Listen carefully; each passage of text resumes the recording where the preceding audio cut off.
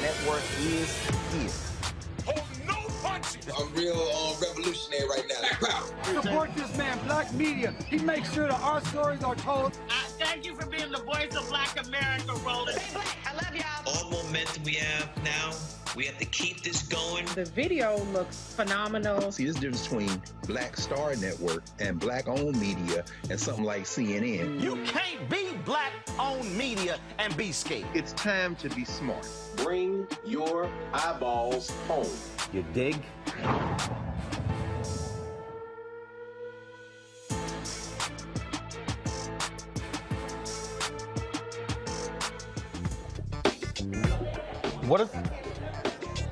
Hey folks, today is Friday, August 5th, 2022. Coming up on Roland Martin Unfiltered, broadcasting live from the NABJ-NAHJ convention in Las Vegas, right here on the Black Star Network. A judge is allowing a lawsuit regarding reparations for the survivors of the Tulsa Race Massacre to move forward. We'll talk with their attorney, Damario Solomon Simmons, right here about what that ruling means. A federal judge is blocking NFL coach Brian Flores from discovery in his lawsuit against the NFL. We'll tell you all about that. A huge jobs report comes out today. 528,000 jobs added last month.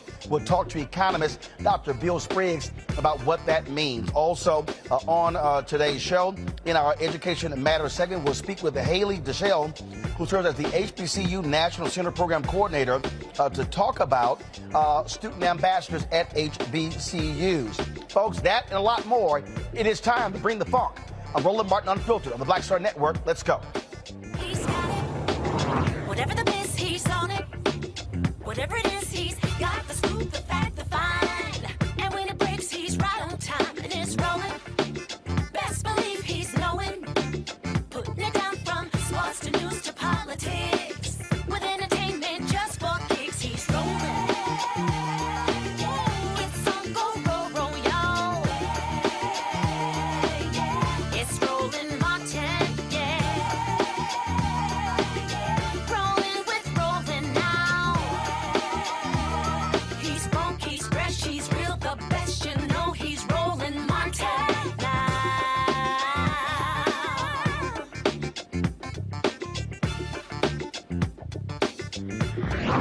Martin. The descendants of the 1921 Tulsa Race Massacre, they have been fighting all of these years, 101 years, for repair for the city of Tulsa and state of Oklahoma, to repay those individuals who were impacted by the devastation caused by that massacre.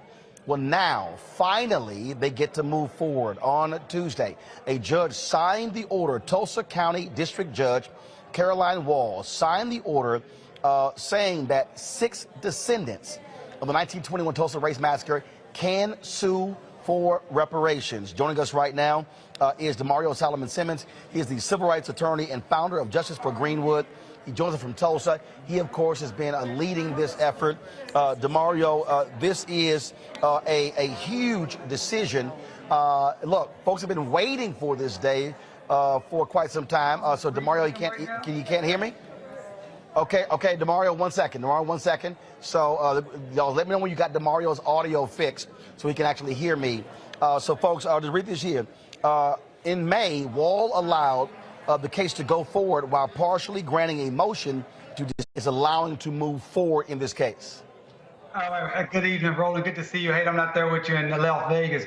Listen, the judge gave us a historic opportunity to be able to move forward with our 3 living survivors to go into the discovery phase of this particular case. It is something that's never happened before in the history of this country, where you had a incident of racial terrorism that happened 100 years ago that we're going to be able to litigate today. These particular 3 heroes are 108-year-old Rosa Viola Fletcher, you see her there with her 101-year-old brother, Uncle Red. Hughes Ellis, he's 101, and then we have 107-year-old Leslie Benefield Randall. So she narrowed our case some. We were not happy about that. But the fact of the matter is, Roland, we're still in the game. We still have an opportunity to show that the 1921 Tulsa Race Massacre was a public nuisance that continues to impact our community today, the community of Tulsa, the community of Oklahoma, and all black people all throughout this country. For folks who don't know the history, people don't realize that Greenwood was actually rebuilt. But the fact of the matter is, this was a significant amount of black wealth that was wiped out. And so black people could have built on top of that as opposed to having to replace it. And so what is it that you and the descendants, what are you looking to get from the city and the state? Yeah, and I want to just say, when people say Greenwood rebuilt, some people in Greenwood rebuilt, but people like A.J. Smitherman, who owned the only African-American newspaper, the first African-American newspaper to have a national circulation, since we're talking about NABJ, it did not rebuild. He was ran out of town. So, you know, a lot of people, a lot of our leaders were killed, they were exiled, and they did not get a chance to rebuild. And those are some of the things that we want from the city and the county and the state. We want this nuisance to be what's called abated, or it be restoration and rebuilding of a community that was 40 square blocks, 40 blocks, 4.5 square miles, over 12,000 residents, over 1,500 homes that were burnt or destroyed. It was not just the Black Wall Street section, the business section, but the entire Greenwood community that was burnt down. So we want restoration. We want land to be returned. Just how we saw out in Manhattan Beach with Bruce's Beach out in Los Angeles, California a couple weeks ago. We want land that was taken during the massacre. We want it to be returned, or you pay the fair market value. We want businesses that were destroyed during the massacre to be rebuilt. We want everything that prevented us from being the Black Wall Street of America that we were. We want that to be restored, because it would impact descendants, our survivors, and our entire black community. You have had Tulsa and the state supposedly make amends. It has been hit and miss.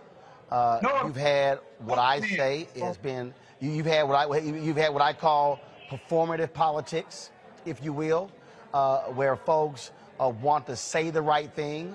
Y'all have been saying, no, do the right thing. You've had the city build this museum where they want black folks and others to come visit from a tourism perspective, but they raised, what, $30 million for that, when they could have given that $30 million to the descendants. That's right, Roland. And they haven't done any amends for the massacre. They haven't paid one penny in reparations. They haven't rebuilt one business that was destroyed. They haven't given back any of the land that was taken. They haven't provided any of the scholarships that they were supposed to do. They've done nothing but enrich themselves off the exploits, off the blood and the terrorism that they themselves inflicted upon our community. Roland, you're right. They've raised over $30 million for a museum for what they call heritage tourism, but they did not give one penny of that money to the survivors, to the descendants, and we've called for that, as you know. We also call for them to the ongoing money that they're generating as they have gentrified Greenwood, and they're making money, millions of dollars now a year, based upon the Greenwood story. None of that money is coming back to the descendants. We think that's wrong. That is why we also have an unjust enrichment claim in our particular lawsuit, that we will have an opportunity. The judge said we can replead that. I don't want to get too technical, but we will also be putting that forward in this particular case. So those who want to stand with us, those who want to see justice, go to justiceforgreenwood.org. That is justiceforgreenwood.org. Make a donation, sign up for our newsletter, connect with us so we continue to get this, so we can get these victories. This is just the first step in a long journey. We have a long way to go. But with community people and people like you, Roland, we can get justice. And if we can win in Tulsa, we can win anywhere. But if we cannot win in Tulsa, when we have living survivors, we have video, we have pictures, we have records. If we cannot win here, then we cannot win anywhere. But together, we can get justice for Greenwood. We've seen other cases where we dealt with the issue of reparations, because what you're dealing with are direct descendants. And so talk about that. And so when we say descendants, and obviously, you know, your clients are very old. And so are they allowing, they're survivors, so are they allowing for others who are the grandchildren? All of our options of appeals, But we want to stay focused on what we did get in this case. But I'm glad you asked that question, because we do believe the descendants should be a part of it. We do believe that Vernon AME should be a part of it. But we're going to think about that as we move this portion of the case that we do have forward. You know, this is, I mean, look, this is historic. And what people don't realize, there were those before you who were working on this. I mean, this has been something that folks in Tulsa have been demanding since this happened. Absolutely. Roland, I'm standing on the shoulders of giants and greats and heroes and sheroes who started fighting for Greenwood the night we were invaded by the murderous mob. They fought for their lives, they fought for their property, they fought for their businesses. They didn't stop fighting even after the massacre. They started filing lawsuits days after the massacre. People like B.C. Franklin, Buck Colbert Franklin, John Hope Franklin's father. I stand on the shoulders of all those giants. I stand on the shoulders of my legal mentor, Dr. Charles Ogletree, and Johnny Cochran, and Michelle Roberts, and Eric Miller, and those fantastic lawyers in the early 2000s when I was just a law student and a baby lawyer, just happy to be around those folks. When we had that early lawsuit in the federal courts in the mid-2000s that was dismissed. I'm just simply standing on the shoulders of our community members who, into their dying day, said, we need justice. This is not a riot, this is a massacre. We need justice, we need reparations. And Roland, I stand together with this community today. When we had our hearing back in May, if you remember, Roland, it was packed. It was hundreds of people in the courtroom from all around this country and this community that came and stood and supported us. That's what it's going to take for us to get justice in Greenwood. That's what it takes for us to get justice in this country. So yes, I am just now out in front, but it's funny because I have so many people that I'm standing on the shoulders of and standing with. My beautiful, talented, unbelievable team of co-counsel and lawyers from across this country, academics, activists, and regular community folks. We're working together. So while I may be out front and I may be lead counsel, I am certainly not alone.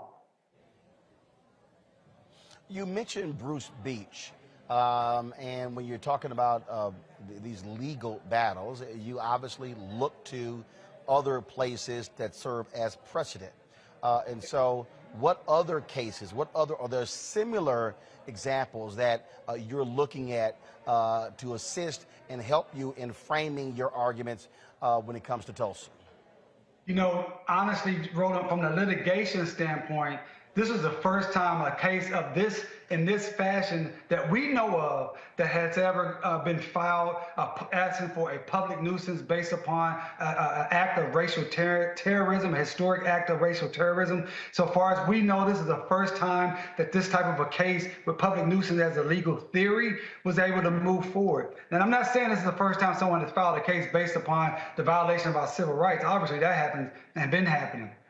But we had to be creative and figure out some way to get beyond the statute of limitations that really stops what should be cases that should be able to move forward. Because, Roland, what I always say, we got to remember in the United States justice system, or so-called justice system, it is about finality and not fairness. They're rather for something to be final and over than to get it right and be fair. So we had to utilize this particular theory of public nuisance, and I don't think it's ever been done before. But we look to places like Bruce's Beach as inspiration.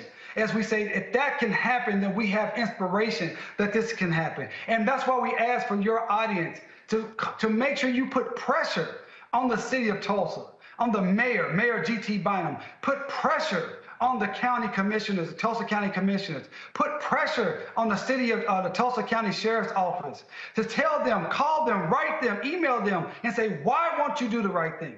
Why won't you pay the reparations? Why won't you give back the land? Why are you going to make these people who suffered the massacre and waited over 100 years for any sort of justice in the courtroom, why are you still fighting them?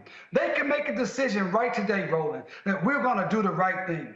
We're going to rebuild North Tulsa. We're going to share some of the money that we have raised and built off your story. They can do this right now and not force us to do the work that's necessary, not force us to spend the millions of dollars in discovery and expert fees that we're going to have to do. We are prepared to do that, but I believe as a community, as our people stand together and put pressure on these entities and tell them that justice for Greenwood must happen now, we may not have to go down that route. But if we have to, We have an outstanding legal team with my co-counsel, Sidney Ross and Zabel out of New York, and Professor Eric Miller and many, many other lawyers. I should start naming names. We're ready to do the work. We're confident to do the work. We've already proven what we can do. We've made history. We've done something that's never been done before in a legal case dealing with a historical racial injustice of our people. We've gotten past a motion to dismiss. This is something that we're... If the per capita values for Black families in terms of net worth and educational outcomes and all of the things that we know historically are disparate are the same in Tulsa, then it stands to reason that the government is going to have a very hard time showing that the city of Tulsa and basically white citizens, non-Black citizens, have benefited from this race massacre. So I think the way that they have styled this is brilliant, and I think that the evidence that will be marshaled through discovery is going to be really, really impactful in proving this case. I think the ultimate question, as he kind of alluded to, will be what does the government do with that? Because the evidence is undoubtedly going to be compelling. But whether they'll do the right thing, I don't hold out hope that that will happen. Michael, when you look at this, and as I said to Damario, I mean, there's so many people. You had the legal dream team with Johnny Cochran. You had Willie Gary. You had Charles Ogletree. I remember them bringing the survivors, many of them who now become ancestors, to Capitol Congressional Black Caucus, ALC, bringing them to Congress as well. I mean, they have been fighting this good fight for a very, very, very long time. Yes, they have. And I remember the documentary, Before They Die, that came out, I think, in the 1990s sometime. I remember the fight of Charles Ogletree and others. I've studied the history extensively of the origins of Tulsa, which was founded by Creek Indians around 1834. And when they go into Oklahoma, they take their African slaves with them. And a lot of the early African-American landowners in what became the Greenwood District, North Tulsa. A lot of them got land because of those Black Freedmen Indian treaties of 1866. And last year, Roland, when you were in Tulsa for the 100th commemoration, you actually interviewed a sister who was a descendant of some of those Black Indians, former slaves, who got land from those treaties and their land was taken away. So this has been a fight on multiple levels. I've been following this strategy with the public nuisance. One of the things that I want to find out is what exactly do they have to prove? What's the burden of proof that they have to prove to actually win their case? And the other thing is, I know that in 2021, Representative Hank Johnson of Georgia, House Representatives, Congressional Black Caucus, introduced a bill to try to get reparations for the 3 survivors as well of the Tulsa Race Massacre. So I'm trying to find out where that bill is as well in the House of Representatives. But this is huge for this to be able to advance like this after 101 years. Indeed. Kelly, your thoughts? I echo the sentiments of both Michael and Matt, especially when it comes to the legal strategy. It really is brilliant. My main question is there going to be a solution past just the returning of the land, if that's really... Get to the check, and we even see what's happening right now with the Black farmers, where Congress passed the money. Now you got the white farmers suing for diverse discrimination, and the money hasn't been dispersed yet.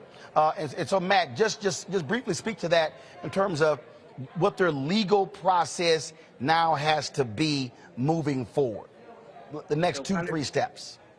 Sure. So kind of to speak to both Michael's question earlier and Kelly's, I think their legal process now through discovery is to be particularly incisive on asking all the important questions to determine exactly how much the city of Tulsa and the state of Oklahoma have benefited from this massacre, because they have to prove that the nuisance wasn't abated. And the way that they do that is they prove that the outcomes for Black people, particularly in that area, have been particularly disparate, and we know that they have, right? That's an easy argument to make because we see it around the country. But now I think it's a matter of social science data. It's a matter of per capita net worth. It's a matter of a number of different things that they can use to prove. And in fact, I actually think that makes this case maybe easier than it does than in some other cases, because it's wide open, the evidence that they can use and the ways that they can prove that the nuisance has been abated. I think the big question will be, what discretion does a jury have to award monetary damages for the imposition of the nuisance, and precisely what is that going to look at, because that going to look like, because that's really the big question for not only these 3 survivors, but for the symbolic importance of this in saying we're going to provide redress. What is that going to look like for this community? And the sad reality is no amount of money is ever going to be remotely enough. But this will be a good barometer for us to see what governments think this case is worth, and frankly, what citizens think cases like these are worth. So that's the next step, is basically to put together that evidence and through discovery to ask the questions to determine just how bad this nuisance has been since 1921. Is Damario still there? I saw the text y'all just sent. He wants to actually answer that. So if just bring him back quickly so he can actually answer that. So let me know when he is up. So again, so what I really hope that our audience understands, and this is how I think a lot of people, the people I see on social media who get very emotional about this issue of reparations, without understanding, you're dealing with a legal strategy. You're dealing with a legal process. It's a political process, it's a legal process, and there's all of those things involved. This is why you got to have lawyers doing the work and not just folks out here just saying whatever. Damario, you want to go ahead and address the couple issues? Yeah, I'll get Bobby back. So I think the only thing I heard, someone was asking me, what is the remedies? Well, we put forth a preliminary abatement plan. We didn't have to do that at that time. We talk about land restoration. We talk about a victims compensation fund. We talked about scholarship program. We talked about abatement from taxes. We're saying, look, if the city of Tulsa and the county of Tulsa destroyed someone's property, killed someone, and then never paid anything, but that same person or family has paid taxes to the city and the county for 100 years, it's only fair that that family shouldn't have to pay taxes to the city or county for 100 years. So things of that nature.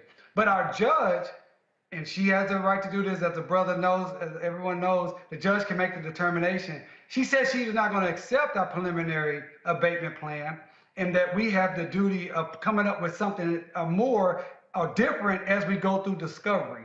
And that's what the discovery process is. I want to be real clear to people. Discovery happens in every case.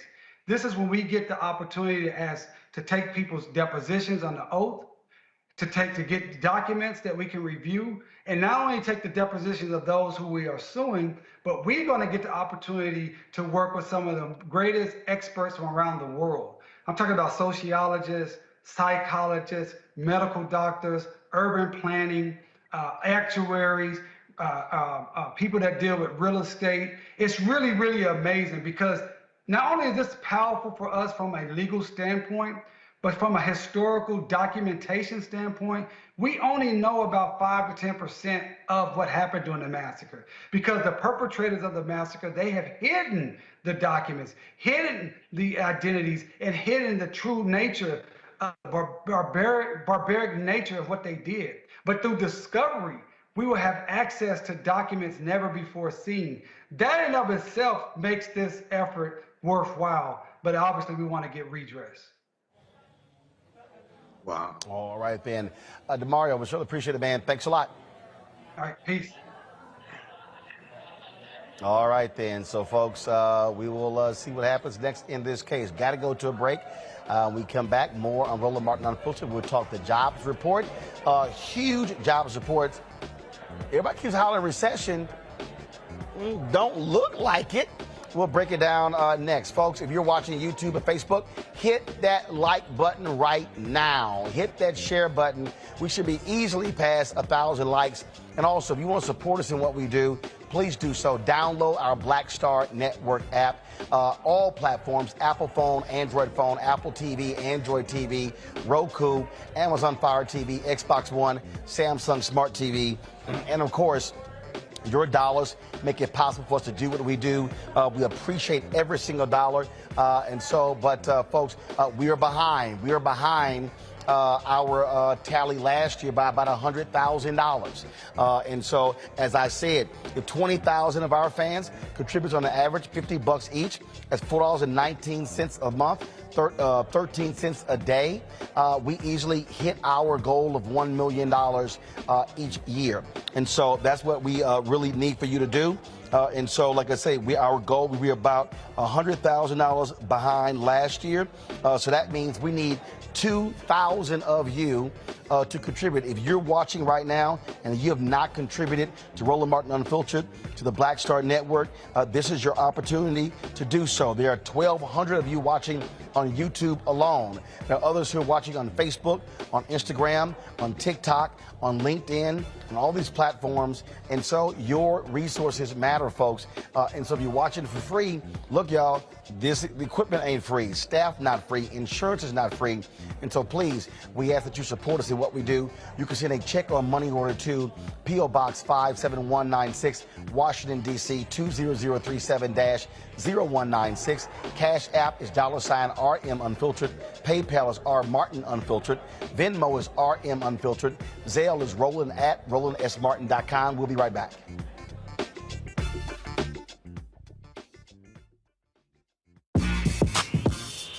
When we invest in ourselves, our glow, our vision, our vibe, we all shine. Together, we are Black beyond measure. Hi, I'm Dr. Jackie Hood Martin, and I have a question for you. Ever feel as if your life is teetering and the weight and pressure of the world is consistently on your shoulders? Well, let me tell you, living a balanced life isn't easy. Join me each Tuesday on Black Star Network for A Balanced Life with Dr. Jackie. We'll laugh together, cry together, pull ourselves together, and cheer each other on. So join me for new shows each Tuesday on Black Star Network, A Balanced Life with Dr. Jackie.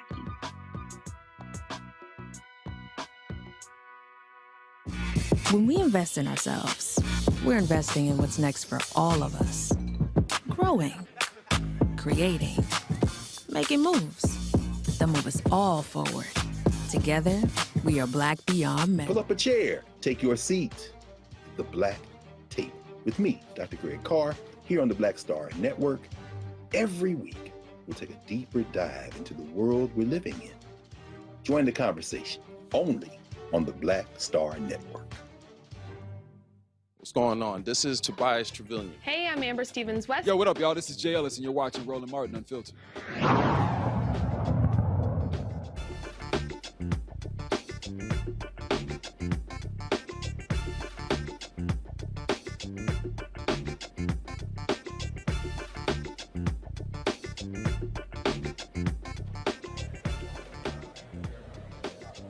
All right, folks, welcome back to Roland Martin Unfiltered right here on the Black Star Network. All right, folks, let's talk about the issue of abortion, and that is the Indiana House has passed a bill that would ban nearly all abortions in that state, sending that bill back to the state Senate to confer on House changes. House members on Friday advanced the near total abortion ban 62 to 38 with limited exceptions, including in cases of rape and incest, and to protect the life and physical health of the mother. The measure now goes to the Senate. If approved as is, Indiana lawmakers will become the first in the nation to pass new legislation restricting access to abortion since the U.S. Supreme Court's ruling in June removing its protected status as a constitutional right. Yesterday on the House floor, House Democrat John Bartlett proposed an amendment to the bill that shook the room ahead of today's vote. And he basically says, okay, y'all want to go after women? Let's go after men. We're forcing young girls to be mothers, but not forcing the men to be fathers. This bill makes it illegal to prescribe, distribute, supply erectile dysfunction drugs or sexual impotency drugs. If, in fact, an unwanted pregnancy is an act of God, then impotency must be an act of God. I think that there should be some onus put on the men for these pregnancies. And I urge you to vote for this amendment. I will measure my comments just because I don't want to get in trouble. So at this time, we'll just leave it at that. Please oppose this amendment. Further discussion on the amendment. Some may think this is a joke, but it takes two people for a pregnancy to come about. And to put all the onus onto a woman, I just think it's unfair. Michael, I think it is important to have this conversation. You've got Republicans who want to go after contraception. Okay, fine. Let's deal with Viagra. I mean, what you're dealing with here are largely male lawmakers in D.C., in state capitals, who are behind these laws, but they don't want to do a damn thing when it comes to men and their penises. You're largely dealing with old white men, too. Some of them are younger, like Matt Gaetz, but you largely, who I call Sugar Daddy Matt Gaetz, a.k.a. the white R. Kelly. But you largely dealing with old white men, okay? So this goes back to what I was saying a couple weeks ago. So now what they're doing, we see they're going after contraceptives, Republicans going after contraceptives, and they're going after the abortion pill, things like this. And a lot of this has to do with white male patriarchy, misogyny, and wanting to have control over women's bodies, taking this back to before the 19th Amendment, taking this back to the 1800s. Actually, 1868 was actually referenced in Justice Alito's opinion. So they're trying to take this back to a time when women had, especially white women, had very little rights in this country. And at a time, if you go back to slavery, like I said before, you know, African-American women were forced to carry their rapist babies, and African-American girls were forced to carry their rapist babies to terms. Now, a lot of white men want to have that same autonomy over white women. So when you flip the script, and I knew something like this was coming, when you flip the script and start dealing with the penis and Viagra and male impotency and things like this, you're going to see a stark difference and a stark hypocrisy with these old white men that's going to make it even worse. Because what we're seeing now, Roland, New York Times has an article about this from today or yesterday, how a lot of these Republicans like Mastriano and some of these other Republicans are trying to now moderate their staunch stance on abortion because now they have to go to the general election. They're the dog that caught the car, and now they really don't know what to do with it. So this is, there was a poll that showed how women's reproductive rights or abortion is #2 behind the economy when it comes to the 2022 midterm election. I think by November is going to be #1.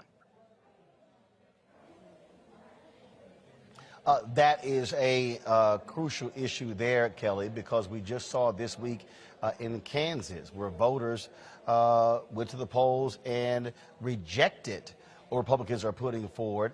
That has sent shockwaves across the country, but they were extremely smart in how they also marketed what the change of the Constitution could mean. And what we're now seeing, we're seeing 538 say Democrats could very well hold onto the House and the Senate. To Michael's point, we are seeing how significant the issue of choice is going to impact this election. In fact, yesterday, you look at the results in Tennessee, there were a number of hard right Republicans who lost elections in Tennessee. There is significant blowback, especially in the suburbs of this country.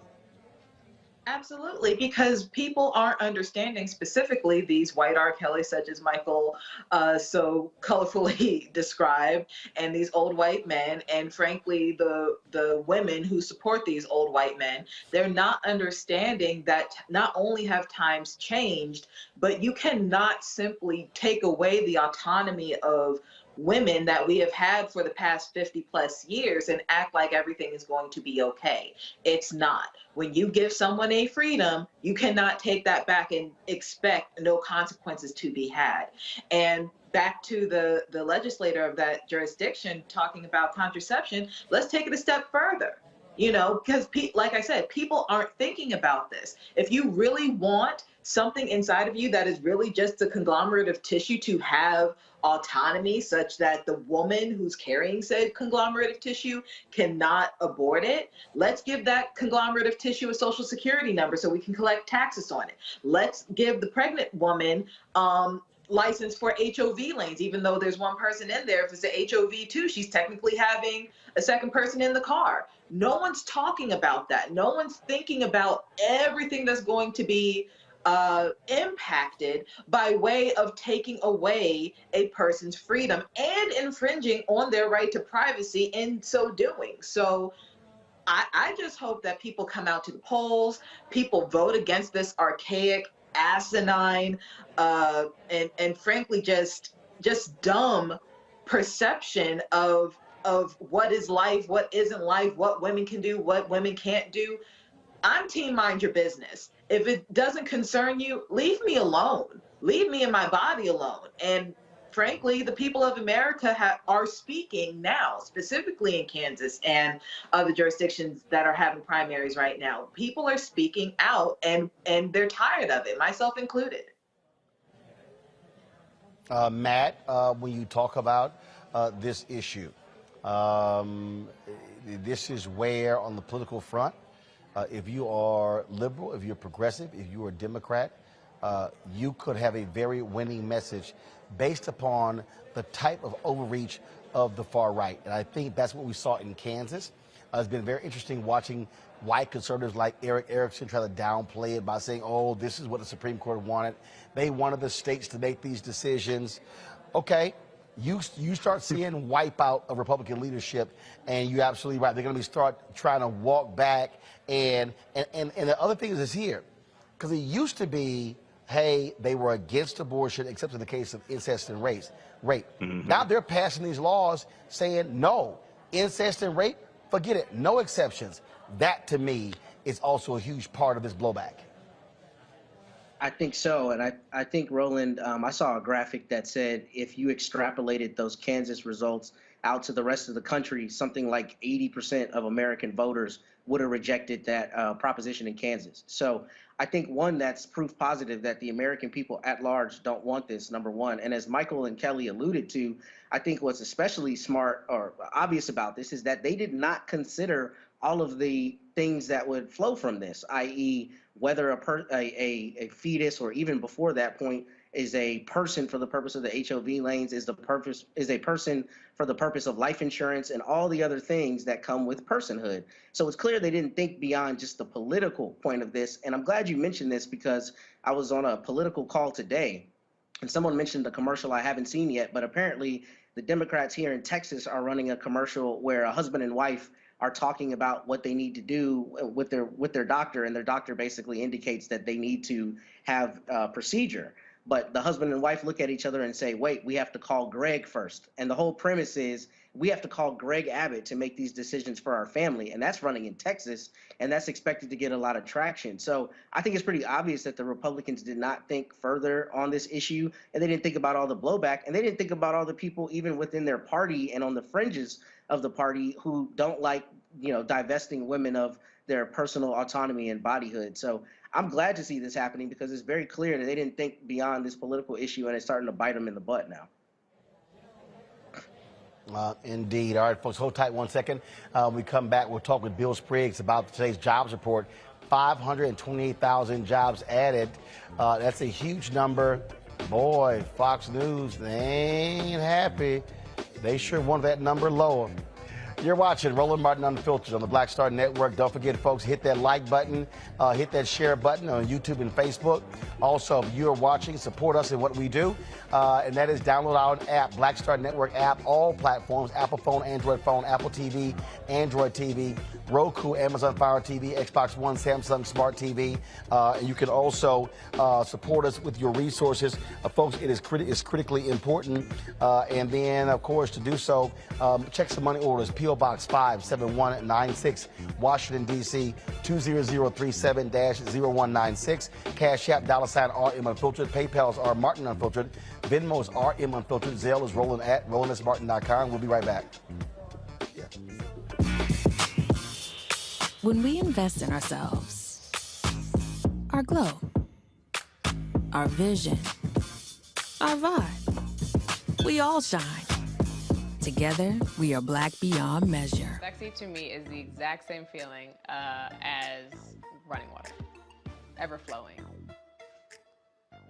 Water always finds a way to get through. And so when you know that you're sexy, there are no questions about it.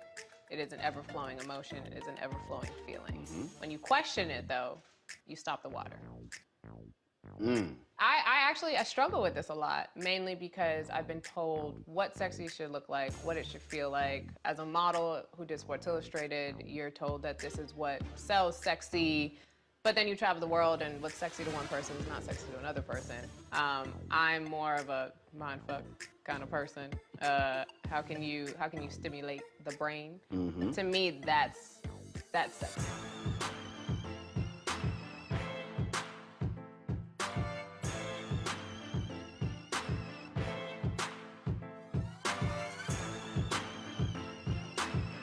When we invest in ourselves, we all shine. Together, we are black beyond measure. We're all impacted by the culture, whether we know it or not. From politics to music and entertainment, it's a huge part of our lives, and we're going to talk about it every day right here on The Culture with me, Faraji Muhammad, only on the Black Star Network. Hello, everyone. It's Kiara Sheard. Hey, I'm Taj. I'm Coco. And I'm Lily. And we're SWV. What's up, y'all? It's Ryan Destiny, and you're watching Roland Martin Unfiltered.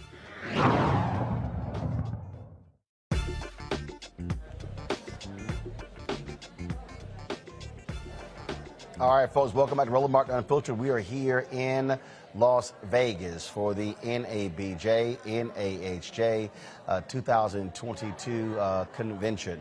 We're here in the student projects room. This is where our students do work on the broadcast for the convention.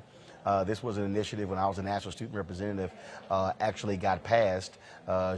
Sheila Brooks, she was the one who conceived the idea, but our board would not put the money behind it. When I joined the board in 1989 as a student rep, we actually got it passed and got the money for it. And so thought it was a great opportunity to go full circle to be able to be to broadcast this show from this particular space, especially considering the first student project that we had in 1990. I was the first anchor of that particular project, so certainly glad to be here. All right, folks, let's talk jobs. Every first Friday of the month, jobs reports come out, and it was a big number today. 528,000 jobs were added last month. Man, conservative media have been hot and pissed off all day, not liking that. They have been yelling and screaming that we are headed for a massive recession. Well, really? I don't know if that is still the case. Now, the Biden White House has kept saying over and over and over again that things were indeed changing. And so exactly where are we? What's going on? Oh, by the way, gas prices have been dropping in a significant way as well for almost the past 2 months. Dr. Bill Spriggs, he, of course, is an economist, longtime professor at Howard University. And of course, also spent some time with the ACLU. He joins us right now. Glad to have you, Dr. Spriggs. Before we talk about it, here is today President Biden reveling in these numbers. Well, good afternoon. Today we received another outstanding jobs report. 528,000 jobs were added just last month to this country's employment. 528,000 jobs. We have now nearly doubled what we're almost at 10 million jobs. Almost at 10 million jobs since I took office. That's the fastest job growth in history. Today, we also matched the lowest unemployment rate in America in the last 50 years, 3.5%. Yes, 3.5%.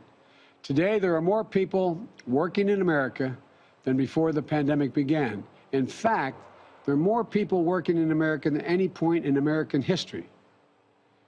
you know, what we're also seeing is something that just a few years ago, many experts said was literally impossible: the revitalization of American manufacturing.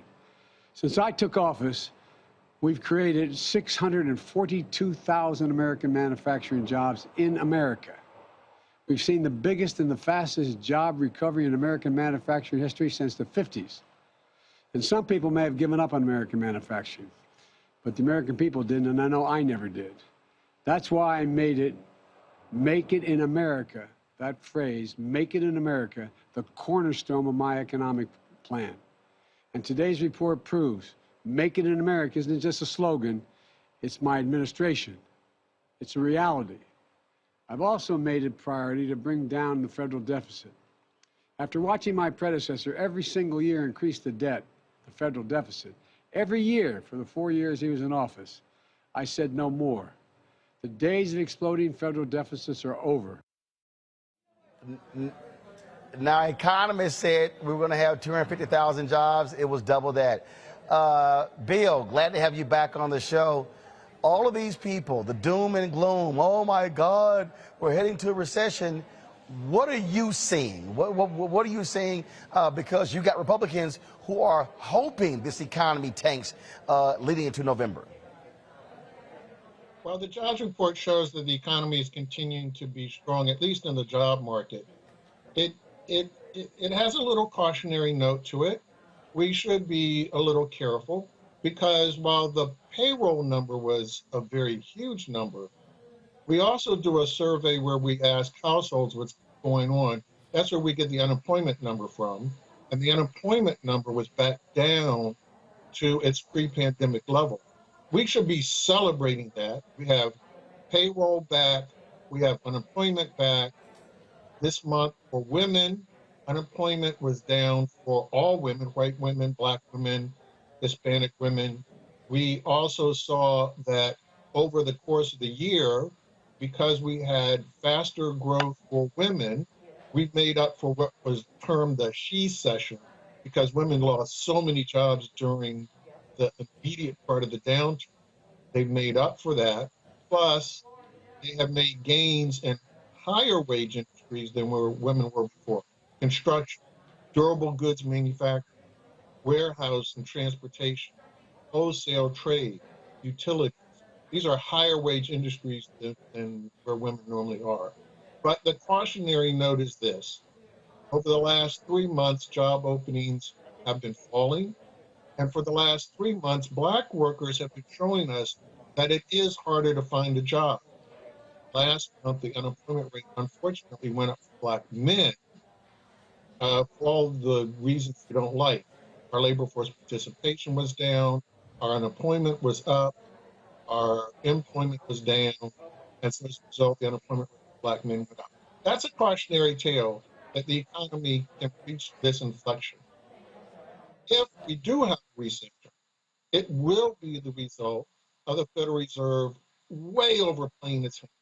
The Federal Reserve cannot address the source of price hikes that we have in the U.S., and they're happening globally. Globally, prices are up. Every nation on the planet, the United States, has an inflation rate that is slightly lower than the European Union, slightly lower than the 20 largest economies on average. So we are suffering, not worse than others, slightly better than others from these price hikes that have been going on. But the price hikes are all related to global warming. It's not just Ukraine and Russia, but the global warming that we're suffering from is producing droughts in India and Africa, Italy. And then we have these unpredictable disruptions. Who knew? There are only a small number of firms that make carbon dioxide for the United States, and their plants aren't able to produce carbon dioxide. And now we're facing prices for all sorts of products, from beer, soda, to actually meat slaughter, because they use carbon dioxide to knock out animals at some other slaughter plants. We all had the infant formula crisis before. All of these things because our supply chain is so fragile. So So the Fed cannot affect those things. The conservatives are jumping up and down, taking away the party. We should be celebrating today the fastest recovery from job loss on record. In 2 years, we have the share of Black men who are employed back to pre-pandemic levels, and that was in 2 years. Normally, that takes 8 years. So Bill, the point that you just make, again, as I look at what's happening with the economy, and I've seen Robert Reich, I've seen a lot of his posts. In your estimation, do you believe that there are companies that clearly are taking advantage of what's happening right now, jacking up prices? The profits of these oil companies have been staggering. And when you look at how the gas prices have been, the barrel of oil, how they've been dropping and how they compare to actually gas prices, there's a significant gap there as well. So are companies, are they jacking up these prices and keeping them up to fatten their pockets and saying, screw the consumers? And obviously that's bad news for Biden, because he's getting tagged and saying, oh, it's your awful economy. And how do you also explain these job numbers and other positive economic signs, but then people still saying, oh, the economy is terrible, it's so bad, it's so awful? It seems weird. Well, it is a weird economy, but going forward, we're going to have to get used to these kind of shocks to prices, because what we're seeing this summer, global warming is real. It has real effects. So apart from the fuel, the food prices are going to be erratic going forward. And these horrible storms like the flooding that you see in Kentucky, the next flood could be wiping out those carbon dioxide firms in Jackson, Mississippi, for all we know next time. There are so many shocks that can happen because of global warming, but the economy itself is healthy. And people are trying to blame the prices on the health of the economy. They're trying to say the economy is too healthy, but that's not the case. And definitely we don't want to slow down people getting back to work and people getting employment. So they are blaming the health of the economy and trying to turn ice cream into something you wouldn't want to eat. They're putting vinegar on the ice cream, so to speak. And it is not helpful. It's preventing us from doing all the things we can to address the fault lines. The president's recently introduced act that is aimed at controlling inflation. That act does address some of the underlying forces that we know were problems. We have to address chips, which Congress just passed legislation to make sure that we can get these smart chips so we can keep up manufacturing of automobiles. Everything that we buy now has smart chips in it. You need to keep healthcare costs down. Everybody knows that prescription drugs are robbing them every month from increases in those prices. That legislation controls the price that elders will pay for prescriptions, and it will give us a chance to put the genie back into the bottle, where these drug companies thought that they had the right to just any price they wanted. We're supposed to print money for them to meet their price. We're going to put rationality back. That's really important. So there are some key things that are going to make things better. Speaking of the companies profiting, we're going to finally have a global minimum tax agreement that's been agreed to internationally. We're playing our part in the U.S. That legislation ties that in. So in the past, yeah, Shell and Mobil and all of the rest of them, they would have a boom year like this, and then they would pay no taxes because they were carrying back losses from when the economy was worse, and they would get away with no taxes. You go, how did they make billions of dollars and pay no tax? So this is going to assure that every billion-dollar company pays a fair share of taxes to every country, not to allow companies, to go escape and claim that, we're really Irish. We don't need to pay American taxes. We're really not American, even though every patent we hold is an American patent. Got some questions for our panelists. Let's go right to them. Michael M. Hotep, you're first. Your question for Bill Spriggs. Dr. Bill Spriggs. Hello, Dr. Bill Spriggs. Good to talk to you again. Question for you. Looking at the jobs report, we see that inflation is declining a little bit, according to the Washington Post, and also we see a healthy job number. We saw that the labor force participation rate dropped down to 62.1% from 62.2%. Can you explain the significance of the labor force participation rate? Why it's so significant? It's not just the top number, 528,000 jobs, but that's also a factor. Can you talk about that, please? Because the labor force participation is an argument that economists have. How big is the labor market? So when you have an unemployment rate that's very low, 3.5% is a record low number, then you're going to have a lot of economists say, well, we're done. That, in their mind, is full employment, and pushing any more in the labor market, trying to add any more workers to having a job, in their view, is only going to bid up wages. And so the argument is, what is the size of the labor force? And so if the labor force participation can't get any bigger, that's it.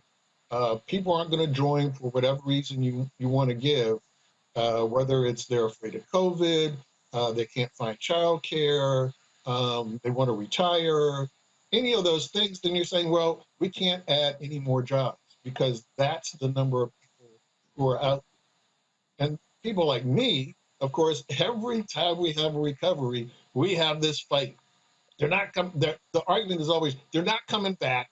That's it. There are no more workers. And then lo and behold, the labor force participation number goes back up. So that's why that number is key. For Black workers are exceedingly sensitive to, are you hiring? Because if you're not hiring, there's no point in me looking for a job. Right. And over the last 3 months, Black labor force participation has been dropping, and the posting of job openings has been dropping. And that's consistent with firms aren't that intense in their search for workers, and there are a lot of Black workers who seem to be discouraged. But being discouraged, it can be reversed, especially in the case of Black workers. All you have to do is start hiring us again, and then we'll show up. So that's why the number is key. If you continue to believe like the pessimist, never going to get back. In terms of normally we look at the prime age workers, those who are 25 to 64, and that number is getting close to the pre-pandemic level. It has not returned to the level where it was in 2001. I mean, yes, in 2000. Sorry. Yes, way back in 2001. I mean, like we're 20 years behind getting our labor force participation back where it's supposed to be. So some of us believe we can get back to 2001, and we argue that we continue to expand the labor market. Wages are not going up. They have stalled. They have only been going up year over year, not because the labor market is tight, but because we have 26 states that have been raising the minimum wage. So if you look year over year, then you're going to see a big jump because you certainly see the effect of these minimum wages. But as you look month to month, or you look, like a 6-month window, then you see that wages aren't really going up that fast. They're going up around 4%, which is consistent with the healthy labor market. Only problem for workers is that prices are going up 8%. Right. So 9%. The ability to purchase has been falling for workers. And so it's this whole issue. Are wages being pushed up because the labor market is too tight? Are any more workers to come back? Or are they all gone? How sensitive are workers to actual labor market conditions? All of these are the things that we look at for signs whether there's more room for the labor market to continue to expand. I would argue that there's still space left. Black labor force participation can go back up once hiring picks back up again at a faster rate. That's give heartburn to people who didn't like this 500,000 job came. But there's still room for more people to get a job. All right. All right, let me go to Kelly. Kelly, your question for Bill. Kelly? Sure. So really quickly, of course you see in the news and the like, even though this jobs report came out today and it's great, you know, people should be happy about that. The narrative is still we are entering a recession. Even though the numbers don't appear to be that way, we frankly have never been in this situation before where frankly 500,000 people in our workforce died because of COVID. So I guess my question to you is, with everything going on, with the numbers looking good, but we're still in this predicament of not really being able to afford basic needs such as medicine, food, gas, and the like, even though some of those prices are going down, they're not going down fast enough for American people to take advantage of it. Is it possible for a recession to look different, or recession light, something to that effect? What does a recession look like to you, and is it possible for that vision to change to match this narrative that people are spewing right now? Well, as I mentioned, we're going to have problems with prices going forward because our whole system is so fragile. And in particular, global warming going forward is going to be a problem. And we have to get used to these price spikes that are going to come about because global warming is real and we have to take global warming seriously. That's why the Inflation Act has a big component for us to finally commit ourselves as an economy and as a nation to do something about global warming, which we have already apparently passed the red zone for, even though environmentalists want to tell us we still have some time to go. It's not a recession until general economic activity starts to slow down. We have clear headwinds. The global economy is slowing down because of global warming, and countries are suffering from droughts. The price of fuel is going up. And for many countries, that's a far bigger burden than in the U.S. So I wouldn't say I'm going to redefine what I think of as a recession or any of this is going to cause a redefinition. The economy is strong enough and healthy enough to continue to add workers. Their wages are still going up, not as fast as prices, but their wages are still going up. That's not a recession. It is possible for the Fed to make the same mistake it did in the 1980s, to believe that when you have massive supply shocks, austerity, just at the time, you need to think, okay, we're in a storm. If a hurricane hit the United States, we know the cities that need relief. We know which households need more money to help them navigate the shocks of these price increases that resulted from the supply shocks. The economy is healthy because people are navigating the price increase. They're buying something different. And so that's why the economy is able to hold up the employment. I can't buy, like earlier in the year, you couldn't buy cream cheese. But okay, but I have enough money, I can buy something else. That keeps people employed because I bought something else. Earlier, we couldn't buy new cars because the amount of cars we were making had collapsed back to Great Recession levels. So people bought used cars. People were paying more to get their automobiles fixed. That kept people employed. We were still ordering cars, so we didn't lose jobs in our auto factories. In fact, we have over 90,000 cars in Detroit warehoused waiting for the chips so we can actually deliver the cars to people. All of these things, keeping employed means that we can shift our demands. We know people who have less money have difficulty making those shifts. And just as if this were a hurricane, you need to find ways to deliver relief. You can expand food assistance and expand SNAP benefits. It would have been good, unfortunately it got dropped, but it would have been good if we had made permanent the $300 totally refundable child tax credit, because we know the families that struggle the most who can't make shifts, because we saw that with the child formula, right? You got a baby, you can't tell me, oh, well, diapers cost more, so you find an alternative. But there's no alternative to diapers. There's no alternative to the baby formula that we saw, got taken off the shelves. So we know there are households we should be helping because they don't have these kind of alternatives. And we know how to do that. Got it. And do the $300 refundable child tax credit. But you can't do that. If people are misleading you by saying, oh, the economy's overheating. You can't do anything to help anybody because that'll make the economy overheating more. So we can't deliver the type of that we need to be delivering right now. And most importantly, that other countries are doing. So throughout Europe right now, they have been delivering additional help to low-income families because they know that low-income families are having a hard time being able to afford substitutes for when there are shortages. Okay. All right, Matt, got your question. I got 2 minutes. I got a next guest lined up. And so, Matt, quick question, Bill, quick answer. I got to go to break.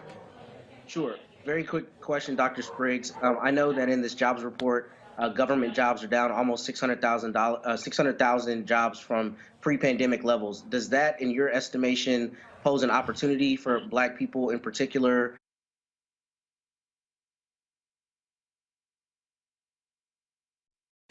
Thanks a bunch. Thanks. All right, folks, got to go to a break. We come back, our Black and Missing. We also tell you what's happening latest with the lawsuit of Brian Flores in the NFL, as well as some other news. Folks, don't forget, we need all of you, you're watching YouTube, hit the like button, y'all. We should be at 1,000 likes already, okay? Why am I asking y'all for the second time? Hit the doggone like button. This is real simple. We had a little more than 700. It's 300 more to go. Just hit the button. It's real simple, okay? Same thing on Facebook. Hit the share button as well. Folks, download the Black Star Network app, please. We need to have way more downloads. This allows us to be able to build our capacity with our app to be able to, when we go to our advertisers, we're able to show what our downloads are and show what our viewership is. And so Apple phone, Android phone, Apple TV, Android TV, Roku, Amazon Fire TV, Xbox One, Samsung Smart TV, that's all the apps. You also can support us. Trust me, folks, I'm telling you, we're $100,000 down behind from where we were last year. We appreciate every dollar. If 2,000 of you contribute $50, that means that, which is all we ask for the year. That's $4.19 a month, 13 cents a day. Keep in mind, you're getting this show 2 hours a day. You're getting Faraji Muhammad's show 2 hours a day. You're getting Deborah Owens' Wealth Building show on Monday. Dr. Jackie Hood Martin's Wellness Balanced Living show. You're getting Greg Carr's Historical show. You're getting Stephanie Humphreys' The Pivot show. You're getting Rolling with Roland, our interview series with some phenomenal folks. We've got great interviews coming up. Sally Richardson and Flexi Alexander. We have Ray Chu. We got so many folks who are coming up. Again, Laz Alonso, Michael Ealy. Folks, you're getting all of that. I'm purposely not charging people a subscription. And so what I want to do, I want August to be a $100,000 month. I want 2,000 of our fans contributing, hitting that $50 number. Trust me, that is crucial for us to continue to do and build what we're building. Folks, I'm here at NABJ. And listen to me. I'm telling y'all, and I'm working on this right now. And I'm going to tell y'all right now, I am working on, as we speak, locking down and launching a 24-hour Black Star Network channel. That means we will be on a number of those streaming services. So in addition to the app, we have the 24-hour streaming channel. And so then that means you'll see our program that's going to be going continuously. So I told you what we are building. We're building something here that is for us and by us. You are a huge part of this. Trust me, I'm talking to advertisers as well. But I need your support in doing so. So in the month of August, I'm looking to get 2,000 of our fans contributing $50 each or more. If you want to give give more, that's great. If you can't give more, you can give less, that's fine. But I'm looking for 2,000 of our fans to contribute at least $50 this month for us to hit $100,000. And I want to hit $100,000 in August, September, October, November, and December. And trust me, folks, the things that we got going on, I got 2 other shows in development, another daily show. I've got another weekly show. Trust me, the things that we're building are absolutely amazing, and this is about Black-owned media. And trust me, I'm giving these advertisers hell. I'm sitting here at NABJ. I'll be talking to some potential sponsors as well. And so these things are happening. We need your support. And so please, Cash App, money order, P.O. Box 57196, Washington, D.C. 20037-0196. Cash App is $RM Unfiltered. PayPal is R Martin Unfiltered. Venmo is RM Unfiltered. Zelle is Roland at RolandSMartin.com. We'll be right back. When we invest in ourselves, our glow, our vision,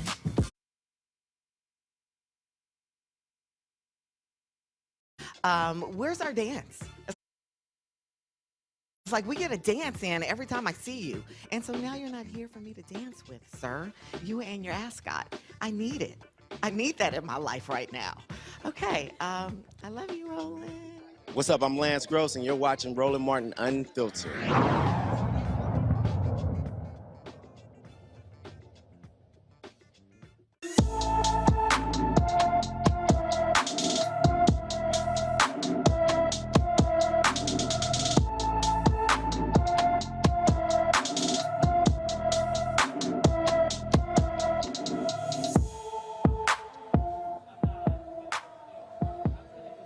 All right, folks, Sade Alston has been missing from Columbus, Georgia since July 25th. The 17-year-old is 5 feet 6 inches tall. She weighs 120 pounds with black hair and brown eyes. Anyone with information about Sade Alston should call the Columbus, Georgia Police Department at 706-653-3150. Let me say it again, 706-653-3150.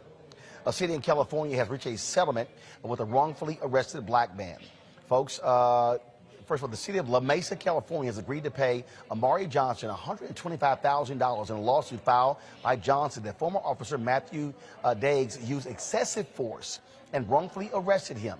Before a settlement was set, U.S. District Court Judge Jeffrey Miller dismissed the case set for a trial in mid-November. The city will pay $50,000 of the settlement, while their insurance will cover the remainder. Folks, a U.S. District Court judge has denied representatives for NFL coach Brian Flores' request to obtain discovery before arguing against the NFL's attempt to take the case into arbitration. Flores sued the NFL and several teams for racial discrimination against minority executives, including himself. In a statement, Douglas H. Wigdord and John Elefakaris, Flores' attorney, stated, "We are confident that we will defeat the efforts of the NFL to move this matter into a private and confidential arbitration behind closed doors. It is obvious that the NFL is trying to hide behind the arbitration process and avoid public scrutiny of the racial discrimination and retaliation claims we have brought. If they are confident in their defenses, they should let the process play out in court so the general public can see. The response to the motion is due to be filed by August 19th. The reply from the NFL and the teams that have been sued is due on August 26th. A family in South Carolina has filed a federal lawsuit on behalf of their loved one who died in custody at Alvin S. Glenn Detention Center. 27-year-old LaShawn Butler was arrested and taken to jail for traffic violations on January 31st. Butler was found dead on the floor of his cell covered in rat bites. A coroner ruled his death a homicide, with the cause being dehydration. The lawsuit says Butler was denied medical care and was in a mental health crisis when he was arrested. 2 other inmates have died at this facility this year. And folks, here's a sad case of flying while black. 2 Sudan-born American men were speaking and texting in Arabic when they were removed from their Alaskan air flight 2 years ago.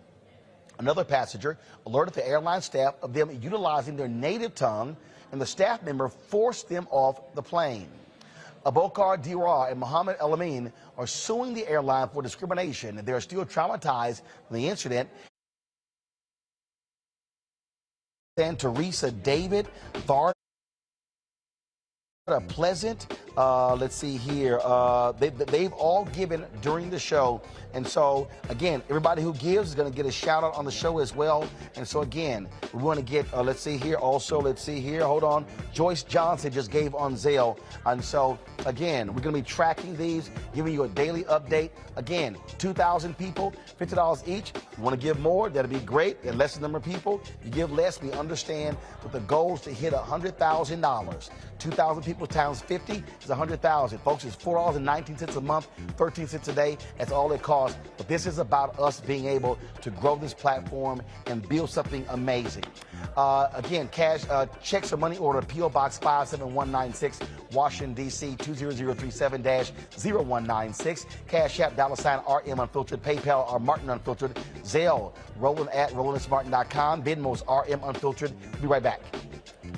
Sexy to me is the exact same feeling as running water, ever flowing. Water always finds a way to get through. And so when you know that you're sexy, there are no questions about it.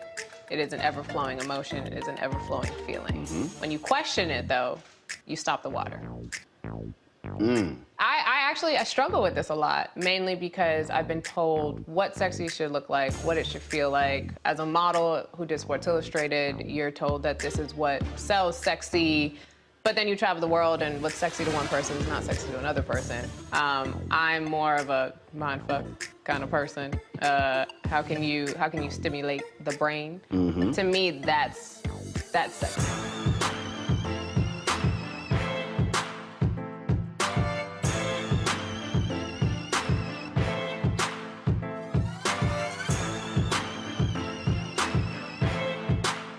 When we invest in ourselves, we all shine.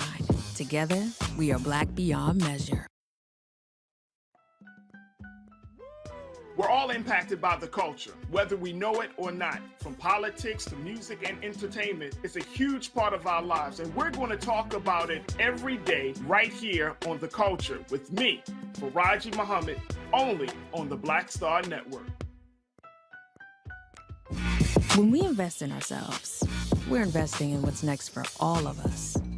Growing, creating, making moves that move us all forward. Together, we are black beyond measure. Hi, I'm Vivian Green. Hey everybody, this is your man Fred Hammond, and you're watching Roland Martin, my man, Unfiltered.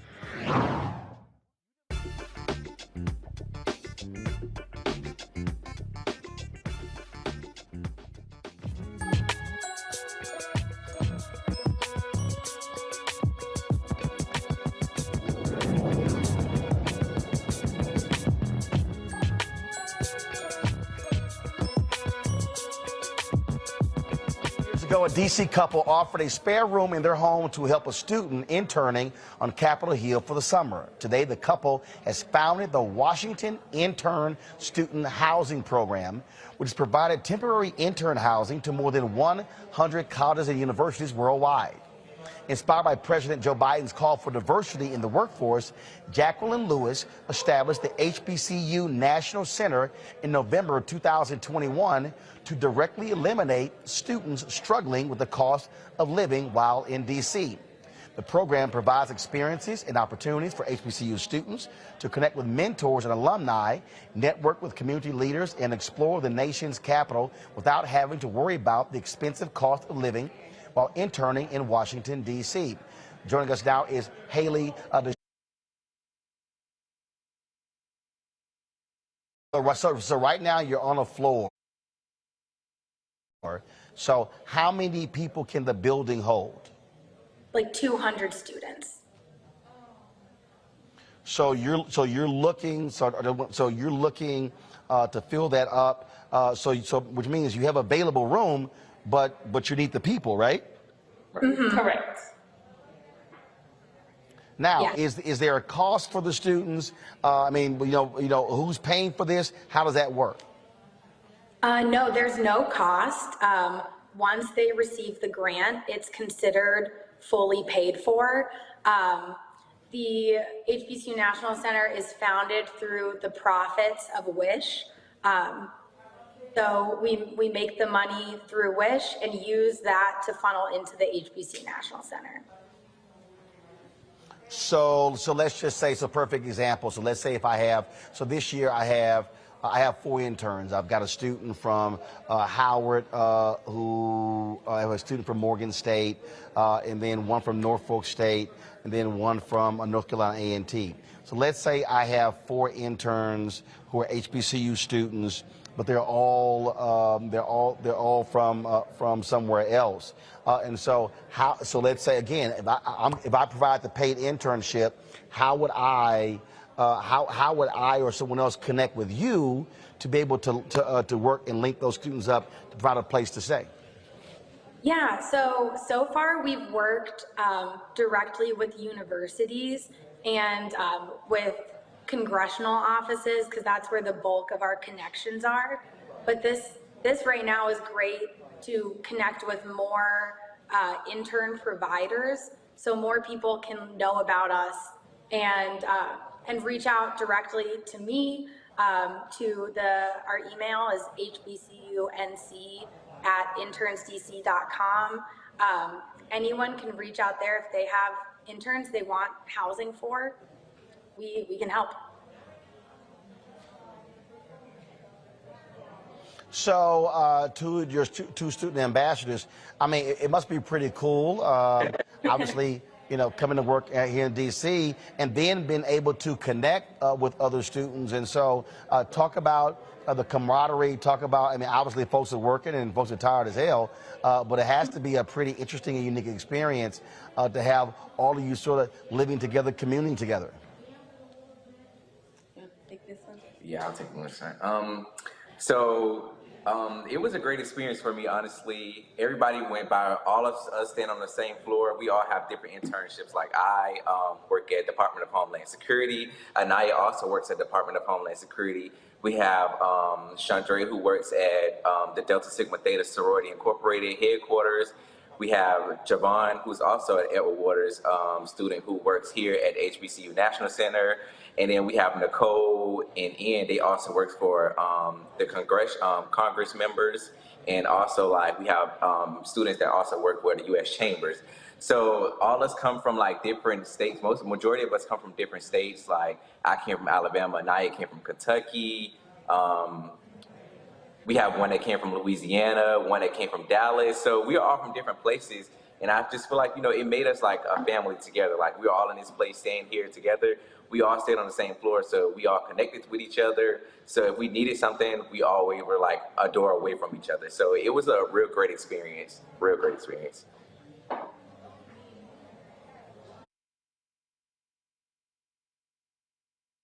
Pay for housing, pay for food. That's one of the reasons why the internship pool is so white. And so there has to be that level of assistance provided to sort of break down those barriers. I remember Congresswoman Alexandria Ocasio-Cortez, when she came in, she made it clear she was paying her interns. She said they shouldn't be working for free. And so that also is crucial.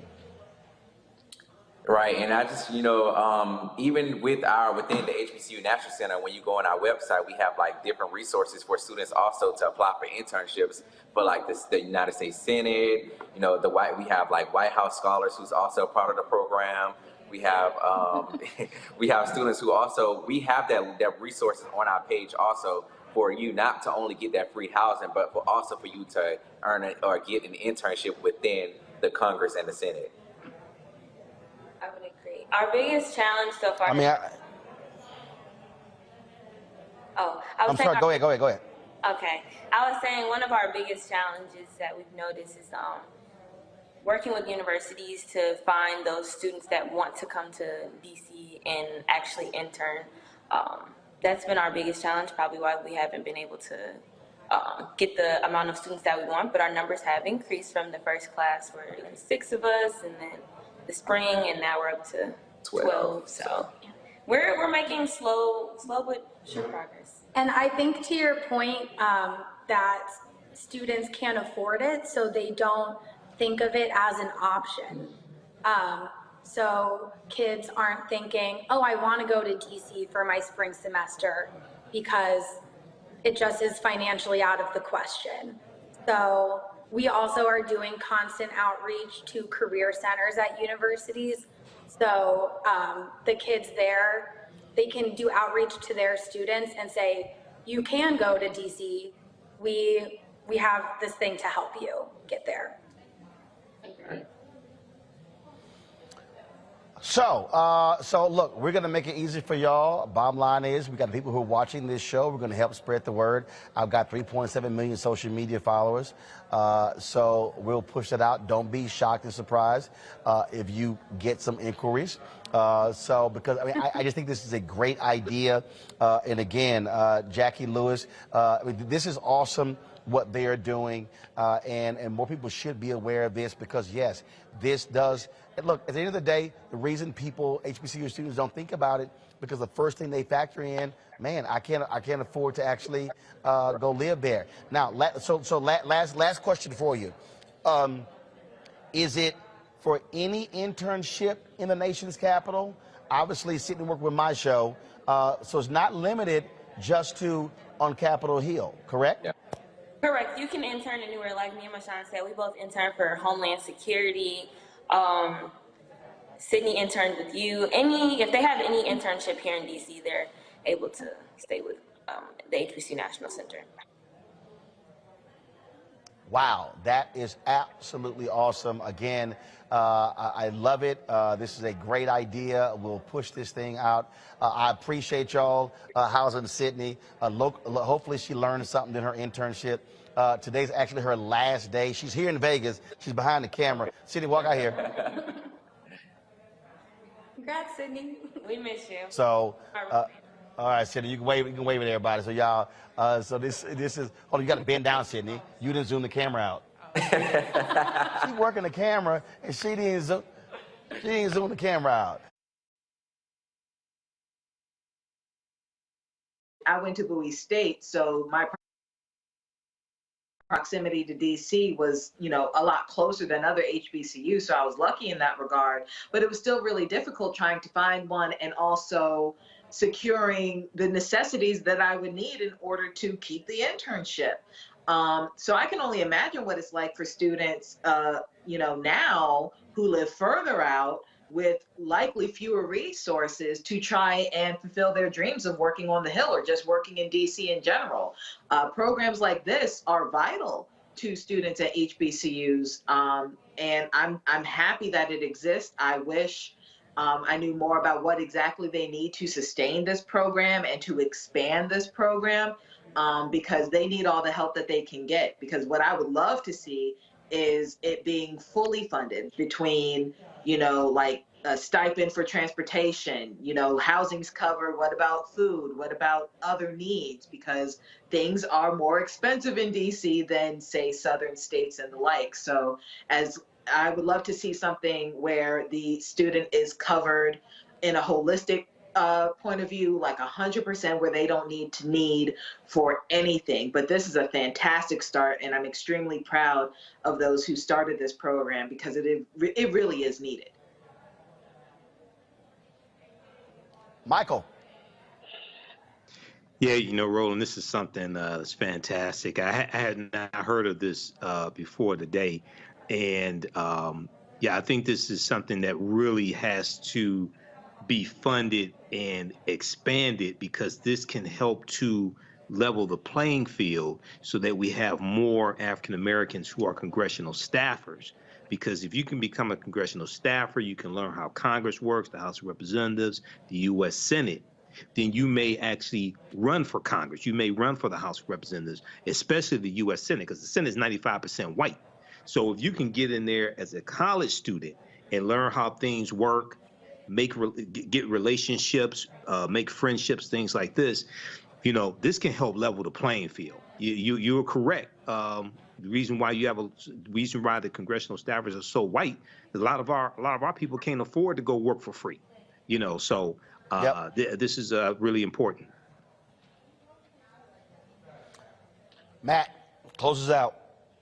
I had the benefit of interning on Capitol Hill when I was a freshman at Howard, and it was formative for my career. I think Michael's 100% right, because it was so important in demystifying how things worked, and I had the benefit of working for a Black member, and it was just a formative experience for my career. So what I wanted to suggest to them, if they are still listening, is to reach out to all the respective HBCU alumni associations, because I think there are so many alumni in those ranks who would not only want to donate, but who have found it to be formative, their own internship experience in DC and otherwise, and understand the import of it. So I think that connection can just further buttress what they've already done, but I think it's an extraordinary program.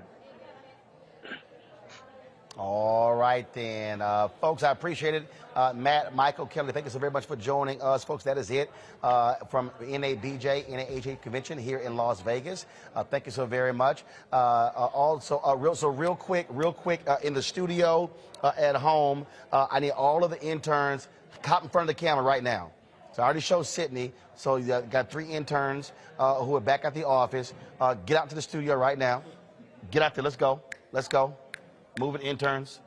Move it. Anthony, y'all probably didn't turn the lights on in the studio. So today is the last day of our okay, yeah, hurry up, turn the lights on. Today is the last day of our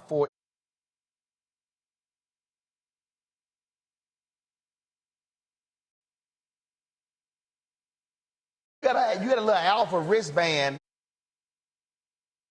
How you, man, I'm gonna have to explain. I wore a wristband, I wore a lanyard, and I wore a couple t-shirts. I'm gonna have to let you know. You're gonna have to do better, Frat. You're gonna have to do better than that. Okay, you gotta represent a whole lot better. All right, y'all. Again, let me thank our 4 interns, and let me thank. He didn't reveal it publicly, but there's a major entertainer. He put the money up for 3 of our internships. There's a major entertainer who put the money up of 3 of our interns, and I did. So what I'm gonna do is I'm gonna have them. Y'all gonna write this person individual letters, and then I'm gonna deliver it to them. So I haven't revealed his name, but when I brought on Sidney, I said, hey, I'm trying to find the money for the other 3. And he said, don't worry about it, I got it, and wired over the $30,000 they paid for those other 3 internships. And so that was just awesome that actually happened there. All right, folks, that is it for us. I got to go. I got stuff to do. Carol over here, y'all, is sick. I'm about to make Carol real sick because a few moments ago, my frat Lionel Richie hit me up, and I got tickets. He said I can go to tonight's show or tomorrow night's show. He's in Vegas. John Legend's here tonight. I was texting John yesterday, and then I just